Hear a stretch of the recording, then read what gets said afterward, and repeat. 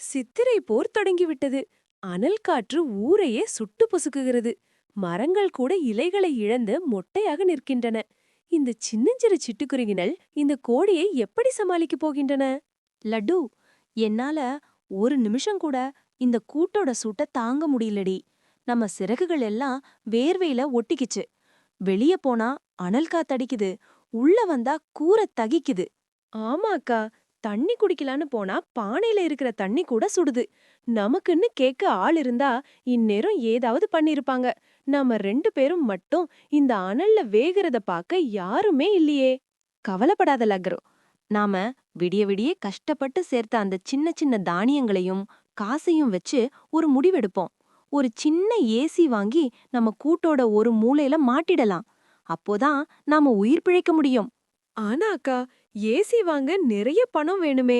நம்ம கிட்ட இருக்கிறத வச்சு அந்த மெஷின் கிடைக்குமா? இல்லனா கடைக்காரர் நம்மள வெளிய அனுப்பிடுவாரோன்னு பயமா இருக்கு. கவலைப்படாதடி. நம்ம உயிரை காப்பாத்திக்க இதை விட வேற வழியே இல்ல. நாளைக்கு விடியற்காலையிலேயே நாம கடைக்கு போய் விலைய கேட்டு பாப்போம். எப்படியாவது ஒரு வழியை கண்டுபிடிப்போம். அடுத்தவர் வீட்டில் அடுப்பு எரிந்தால் தன் வீட்டில் புகை வருகிறதா என்று பார்ப்பவர்கள் சிலருண்டு. பார்மதியும் அவள் கணவன் பரமசிவமும் அந்த ரகம்தான். ரோஜாவின் திட்டத்தை அவர்கள் ஒட்டு கேட்கிறார்கள். எங்க மெதுவா வந்து இந்த ஜன்னலோரம் கேளுங்க. அந்த 2 அனாத குருவிங்க ஏசி வாங்க போகுதாம். ஊர்ல இல்லாத அதிசயமா அவங்க வீட்டுக்கு ஏசியா? நாம இவ்ளோ பெரிய ஆளா இருந்துட்டு வெறும் காத்துல தூங்குறதா? என்னது, அந்த சின்ன பசங்க ஏசி வாங்குறாங்களா? அது எப்படி அவங்க மட்டும் சொகுசா இருக்கலாம்? ஆனா பார்வதி, இப்ப நம்ம கிட்ட ஏசி வாங்க கையில காசு இல்லையே. என்ன பண்ணலான்னு சொல்லு. யோசிக்க என்ன இருக்கு? நம்ம கிட்ட அந்த புது கார் இருக்குல்ல, அத வித்துடலாம். கார் போனா கூட பரவாயில்ல. அந்த ரோஜாவுக்கும் லட்டுவுக்கும் முன்னாடி நாம தான் பெரிய ஆளுங்கன்னு இந்த ஊருக்கே காட்டணும். புது காரை விக்கிறதா? அதுக்கு நாம எவ்வளவு ஆசைப்பட்டோம் பார்வதி. ஒரு ஏசிக்காக காரை விக்கணுமா? கொஞ்சம் பொறுமையா யோசிச்சு முடிவு பண்ணுவோமே. பொறுமையாவது மண்ணாவது. அவங்க ஏசி வாங்கிட்டு நம்மள பார்த்து சிரிச்சா என்ன பண்றது? கௌரவம் தான் நமக்கு முக்கியம். உடனே காரை வித்துட்டு இந்த ஊர்லயே பெரிய ஏசிய வாங்கி இன்னைக்கே மாட்டுங்க. பணம் கௌரவத்தை தரும் என்று நினைப்பவர்கள் மனித நேயத்தை மறந்து விடுகிறார்கள். காரை விற்று ஏசி வாங்கிய அகங்காரத்தில் பார்வதி காத்து கொண்டிருக்கிறாய். லட்டு, கடைக்காரர் நம்ம கிட்ட இருந்த காசு பத்தாதுன்னு சொல்லிட்டாரே. வெயில் வேற மண்டைய பிளக்குது. பேசாம பக்கத்து வீட்டு பார்வதி அக்கா வீட்டுக்கு போய் ஒரு 1/2 மணி நேரம் அந்த குளுமையில இருந்துட்டு வரலாமா? யார் அது? ஓ, அந்த ஏசி வாங்க போன மகாராணிகளா? என்னாச்சு? கடையில உங்ககிட்ட இருந்த சில்லறை காசை பார்த்து ஏசி தரமாட்டேன்னு சொல்லிட்டாங்களா? அக்கா, ரொம்ப தாகமா இருக்கு. வெயில்ல தலை சுத்துது. உங்க வீட்ல ஏசி ஓடுதில்ல? ஒரு ஓரமா கொஞ்ச நேரம் மட்டும் உட்கார்ந்துட்டு போறோம் அக்கா, ப்ளீஸ்.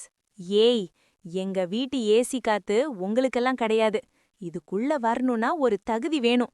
காசு இல்லாம ஓசி காத்து வாங்க வந்துட்டீங்களா? போங்க, வெளிய போய் அந்த அனல்ல நின்னு பாருங்க.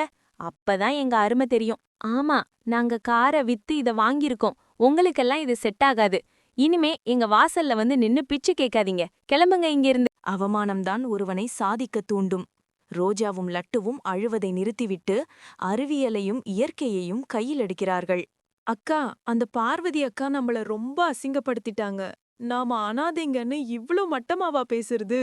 இனிமே சாகுற வரைக்கும் அவங்க வீட்டு பக்கம் போகவே கூடாதக்கா. அழாத லட்டோ.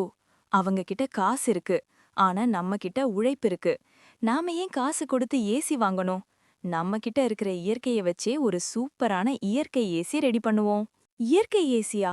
அது எப்படிக்கா சாத்தியம்? வெறும் காத்து எப்படி குளுமையாகும்? நாம ஜன்னல்கள்ல வெட்டி வேர் தட்டுகளை கட்டி அதுல அடிக்கடி தண்ணி தெளிப்போம். அப்புறம் வீட்டுக்கு மேல ஈரமான களிமண்ண பூசி குளிர்ச்சியான கொடிகளை படர விடுவோம். மண்பானையை சுத்தி ஈரமணல் போட்டு வச்சா வர காத்து ஜில்லுன்னு இருக்கும். அக்கா, கேட்கவே சூப்பரா இருக்கு. வாங்க நம்ம உடனே வேலைய ஆரம்பிப்போம். அந்த மெஷின் ஏசிய விட நம்ம இயற்கை ஏசி தான் பெருசுன்னு நாம நிரூபிப்போம். இயற்கையின் மடியில் கிடைக்கும் சுகம் ஈடு இணையற்றது. ரோஜாவின் வீட்டிலிருந்து வீசும் நறுமணமான குளிர்காற்று ஊர் முழுக்க பரவுகிறது. ரோஜா, லட்டு, என்னது அதிசயம்? உங்க வீட்டுக்குள்ள நுழைஞ்சா அப்படியே ஊட்டி கொடைக்கானல் மாதிரி ஜில்லுன்னு இருக்கே. என்ன மேஜிக் பண்ணீங்க? இது மேஜிக் இல்ல நண்பா, எங்க உழைப்பு. வெட்டி வேரும் ஈர மண்ணும் சேர்ந்தா ஏசிய தோற்கடிக்கிற அளவுக்கு குளிர்ச்சி குடுக்கும்னு இப்பதான் எங்களுக்கே புரியுது. பார்வதி அக்கா வீட்டு ஏசி காத்துல ஒரு மாதிரி வாடை அடிக்கும். ஆனா உங்க வீட்ல இந்த வெட்டிவேர் வாசனையோட வர்ற காத்து ரொம்ப இதமா இருக்கு. நாங்களும் கொஞ்ச நேரம் இங்க தங்கிக்கலாமா? நிச்சயமா மயிலம்மா. இது யாருக்கும் சொந்தமானது இல்ல. இயற்கை கொடுத்த வரப்பிரசாதம். காசு கொடுக்க முடியாத எல்லா பறவைகளும் எங்க வீட்டுக்கு வந்து சந்தோஷமா இருக்கலாம். ரொம்ப நன்றி ரோஜா. இந்த வெயிலுக்கு இதுதான் சரியான இடம். இனிமே நாங்க எல்லாரும் ஒன்னா இங்கேயே விளையாடுவோம். மின்சாரம் போனால் மிஷின்கள் வெறும் குப்பையே. ஆனால் இயற்கையின் கருணை என்றும் குறையாது. பார்வதி தன் தவற்றை உணரும் தருணம் இது.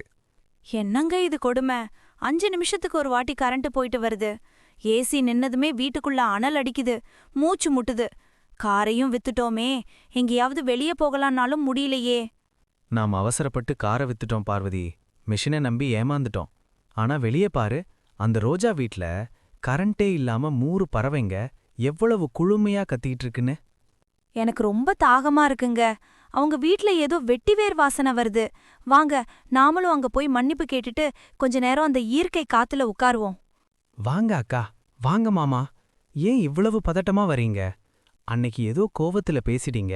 அதையெல்லாம் நாங்க மனசுல வச்சுக்கல. வந்து இந்த மண்பானை தண்ணிய குடிச்சிட்டு நிழல்ல உட்காருங்க. எங்கள மன்னிச்சிடு ரோஜா. காசுதான் பெரியதுன்னு நினைச்சு உங்க அன்ப மிதிச்சிட்டேன். ஆனா இந்த இயற்கையோட குளுமையும் உங்க குணமும் தான் நிஜமான சொத்துன்னு இன்னைக்கு புரிஞ்சுக்கிட்டேன். ரோஜா மற்றும் லட்டுவின் அன்பான செயல்களால் அந்த ஊரே ஒரு பசுமைச் சோலையாக மாறியது. செயற்கையை விடுத்து இயற்கையை நேசிக்க அனைவரும் பழகிக் கொண்டனர். காமெடி பேர்ட்ஸ் ஸ்டோரீஸ் இந்த சேனலை சப்ஸ்கிரைப் செய்து கொள்ளுங்கள். இன்னும் இது போன்ற சுவாரஸ்யமான வீடியோக்கள் வர இருக்கிறது. நன்றி.